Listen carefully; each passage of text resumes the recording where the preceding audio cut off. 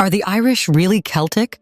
Or is there something far older, far more unexpected buried deep in Irish DNA? For centuries, we have been told the story of Ireland's Celtic past, noble warriors, painted faces, and rich Gaelic myths echoing through green hills. But what if that's only part of the story? What if the true origin of the Irish lies not in legend, but in something far more ancient, something science has only just begun to uncover? A groundbreaking genetic study has just blown the lid off Irish history, and the results are stunning and unexpected. Yes, forget what you learned in school. This research dives into the DNA of the Irish people and traces it back thousands of years, long before the Celts ever set foot on the island. What scientists discovered is a hidden ancestry that predates the Celtic migrations, tied to mysterious peoples, forgotten civilizations, and unexpected bloodlines that still live on in Irish veins today. So who were the first Irish? Where did they come from? What did they look like? And how did their ancient genes survive through centuries of invasion, famine, and rebellion? In this video, let's find out. The story began about 10,000 years ago, when the last ice age slowly loosened its frozen grip on northern Europe. As glaciers retreated and sea levels rose, a once inhospitable land began to appear, and Ireland, long buried under miles of ice, emerged as a green, untamed island at the edge of the Atlantic. Into this untouched world came the first Irish humans, small bands of hunter-gatherers, probably from Iberia, which is modern-day Spain and Portugal and possibly Western Britain. They weren't farmers. They had no cities or kings, but they had boats, courage, and an intimate knowledge of nature. These pioneers traveled along coastlines and rivers in rudimentary vessels, crossing dangerous waters to reach a land no human had yet claimed. They lived in tune with the wild, hunting red deer and wild boar, fishing in cold rivers, and gathering berries, nuts, and roots. Their tools were made of stone and bone. Their shelters were temporary. Their lives were short and rugged. Yet they adapted. They survived. But science reveals something astonishing about them. They had dark skin, dark hair, and blue eyes. This ancient genetic combination, confirmed through DNA analysis of early Irish remains, defies modern stereotypes of pale-skinned, red-haired Celtic Irish identity. The original Irish were far more diverse than we imagine. Though their genetic imprint on modern Ireland is small, their legacy is massive. These hunter-gatherers charted Ireland's terrain for the first time. They named rivers, crossed valleys, and found sacred spaces near water where they buried their dead. Their presence reminds us that the foundations of Irish life weren't built in castles. Rather, they were laid by people who walked softly across ancient soil. They didn't leave us written myths or heroic tales. But every step taken today on Irish land follows a path they once carved. They were the first Irish, and they made the island human. Then came the farmers, and everything changed. Around 6,000 years ago, a profound transformation swept across the emerald fields of Ireland. A revolution not led by warriors, but by farmers. These Neolithic settlers, descendants of pioneering migrants from Anatolia in modern-day Turkey, didn't arrive with swords or chariots. They arrived with seeds, and those seeds would change everything. Anatolia, known as the birthplace of agriculture, was where human societies first began to shift from hunting and gathering to farming. The agricultural innovations that began there slowly spread across Europe like a slow-burning fire. Over generations, these Neolithic peoples moved westward, passing through the Balkans, Central Europe, and finally reaching the British Isles. When they landed in Ireland, they brought not just tools and crops, but an entirely new way of life. Wheat, barley, cattle, sheep, goats, and domesticated pigs came ashore with them, accompanied by polished stone axes and early ceramic pottery. The hunter-gatherer era that had defined human life for thousands of years was about to be eclipsed. This transition was nothing short of revolutionary. The newcomers began to clear forests, using stone axes to open up fertile patches of land. They dug, sowed, and harvested, building the first sustained agricultural societies in Irish history. With agriculture came permanence. These people no longer needed to follow migrating herds or seasonal plants. They could stay in one place. They began constructing permanent homes, forming stable communities, and anchoring human life to specific plots of land. Villages emerged. Land was divided. The first human-altered landscapes of Ireland began to take shape. However, their impact wasn't just economic. It was cultural and spiritual as well. The Neolithic farmers didn't merely adapt to the Irish landscape. They sacralized it. They built megalithic tombs, immense stone structures aligned with celestial patterns. These tombs weren't simple burial mounds. They were monuments, places of ritual and reverence, reflecting a cosmology in which the land, sky, and ancestors were deeply connected. The most iconic of these is Newgrange, a Stone Age passage tomb in County Meath. Dating to around 3200 BC, it predates Stonehenge and the Great Pyramids of Giza. The structure is a marvel of prehistoric engineering. At dawn on the winter solstice, the rising sun aligns perfectly with a narrow opening above the entrance, called the roof box, sending a shaft of light down the long passage to illuminate the inner burial chamber. For a few sacred minutes, the dark tomb becomes filled with light, an event that occurs only at this time of year. This alignment wasn't accidental. It required a sophisticated understanding of astronomy and seasonal cycles. These Neolithic people knew the skies, watched the solstices, and built their sacred architecture in perfect harmony with the movements of the sun. To them, the return of the light wasn't just a scientific fact. It was a spiritual rebirth, perhaps symbolizing renewal, resurrection, or communication with the ancestors. In this way, Newgrange wasn't just a tomb, it was a temple, and its existence testifies to a civilization that saw the cosmos reflected in the soil beneath their feet. Though their architectural genius and spiritual depth are undeniable, the genetic legacy of these Neolithic farmers is more subtle. Modern DNA studies show that while they did intermingle with the earlier Mesolithic hunter-gatherers, their genetic imprint was eventually diluted by later waves of migration.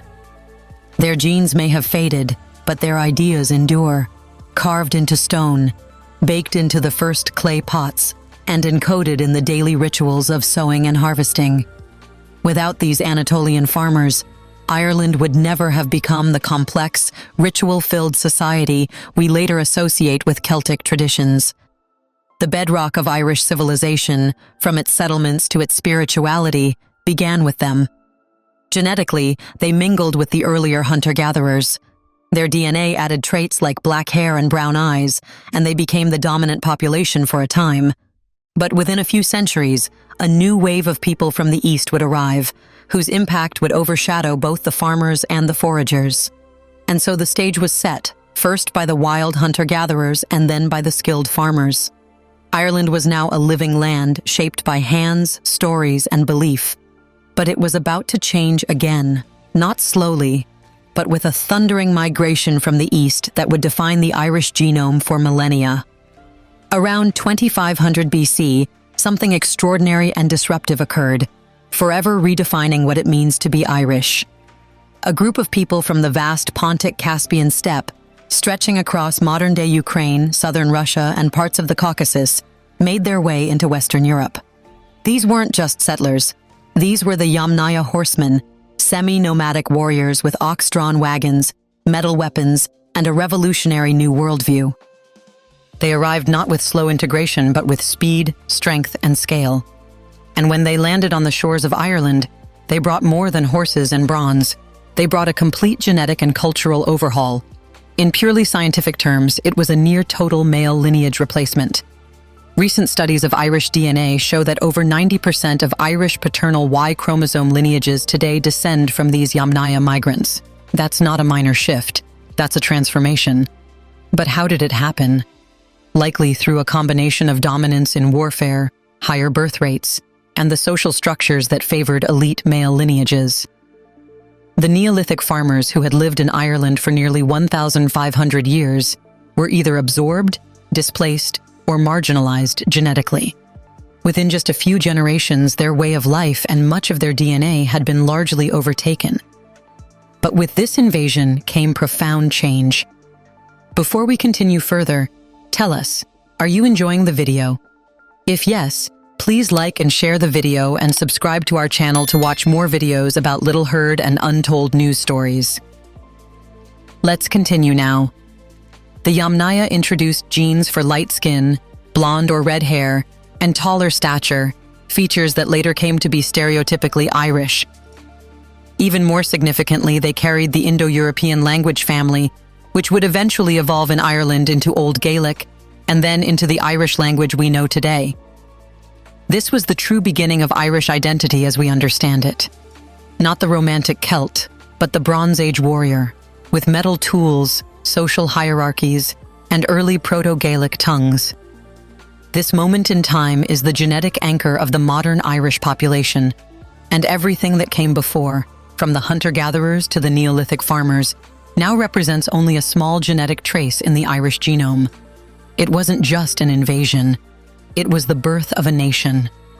However, for generations, Ireland has proudly worn the label of a Celtic nation. The swirling designs of Celtic knots, the haunting sound of Gaelic, the mysticism of druids and bards. All these have become central to Irish identity. However, it's complex because modern genetic studies show that there was no large-scale Celtic invasion of Ireland. There is no sudden influx of people from Central Europe, no mass migration from the Hallstatt or Latin cultures of Austria and Switzerland. Instead, what happened was far more organic, cultural diffusion. Through trade, travel, and storytelling, Ireland slowly absorbed Celtic culture, not through conquest but through choice. The Bronze Age descendants of the Yamnaya, who had already shaped Ireland genetically, began to adopt Celtic languages, spiritual beliefs, and art styles. Over time, this cultural layer spread across the island, wrapping itself around the people who were already there. It's a beautiful irony that the Irish chose their Celtic identity. They didn't inherit it by blood. Rather, they embraced it through interaction and imagination.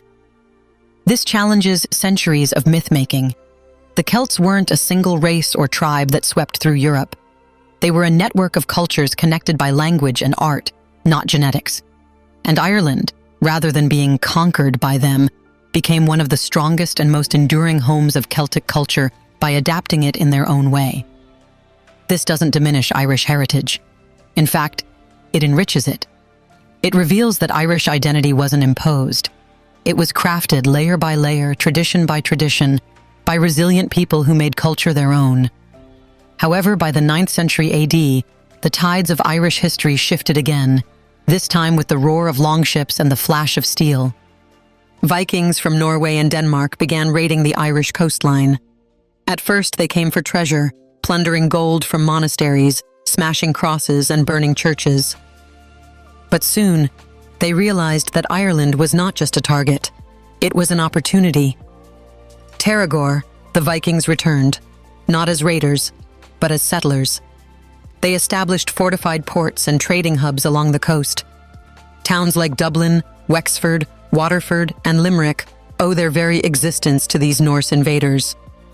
Before the Vikings, Ireland was a land of rural, kin-based communities.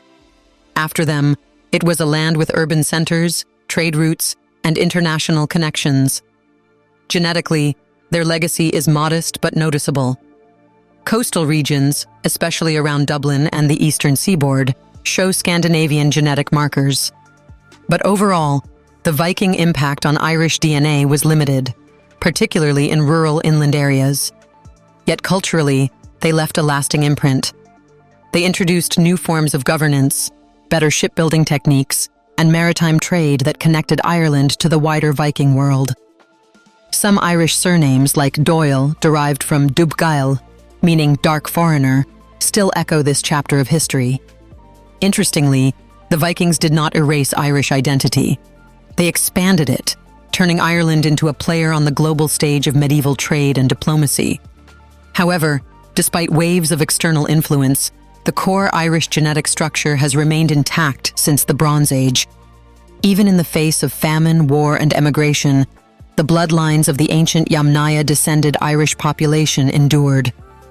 During the Great Famine of the 1840s, more than 1 million people died, and another million left for the New World.